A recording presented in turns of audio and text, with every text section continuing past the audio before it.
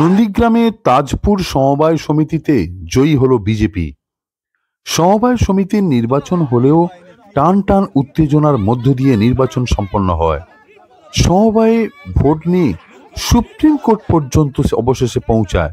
অবশেষে রবিবার নির্বাচন সম্পন্ন হলো। দীর্ঘ টালবাহানার পরে নন্দীগ্রামে রবিবার তাজপুর সমবায় সমিতির নির্বাচন সম্পন্ন হলো। মোট 18টি আসনে নির্বাচনে তৃণমূল কংগ্রেস 18টি, বিজেপি 18টি আসনে ও সিপিএম 7টি আসনে প্রার্থী দেয়। নির্বাচনের ফল ঘোষণার পরে দেখা যায় বিজেপি 15টি আসন পায়, তৃণমূল কংগ্রেস মাত্র 3টি আসন পায়। ফলে কার্যত বোর্ড দখল করল বিজেপি। এই জয়ের পরে আবির নিয়ে উচ্ছ্বাসে মেতে ওঠে বিজেপির কর্মী সমর্থকরা।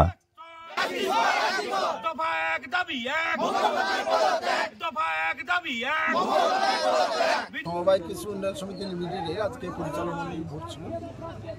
18টি সিটে মোট পরিচালনামূলক ভোটটা হয়েছিল। ভারতীয় জনতা পার্টি আমরা 15টি আসনে জয়লাভ করেছি। এটা আমরা আশা করেছিলাম যে এই ভোট আমরাই দখল করব। দীর্ঘ টালবাহানার পরে তৃণমূল কংগ্রেস শাসক দল এরা ভোটটা করতে চেয়েছিল না। তার পরবর্তী পর্যায়ে হাইকোর্টে সিঙ্গেল বেঞ্চ, ডিভিশন বেঞ্চ, পরবর্তী পর্যায়ে সুপ্রিম কোর্টে নির্দেশে আজকে ভোটটা আগে তারা হেরে যাওয়ার ভয়ে ভোটটা করতে চাইছিল না। পরবর্তী পর্যায়ে আমরা আবার হাইকোর্টে যাই ইলেকশনের পরে, তারপরে কোর্টের নির্দেশে আজকের ভোট। এই যে জয় কি বলবেন? এটা নন্দীগ্রামের মানুষের জয়, বিজেপি দলের জয়, Suvendu Adhikari. Smart News Bangla. Smart News Bangla.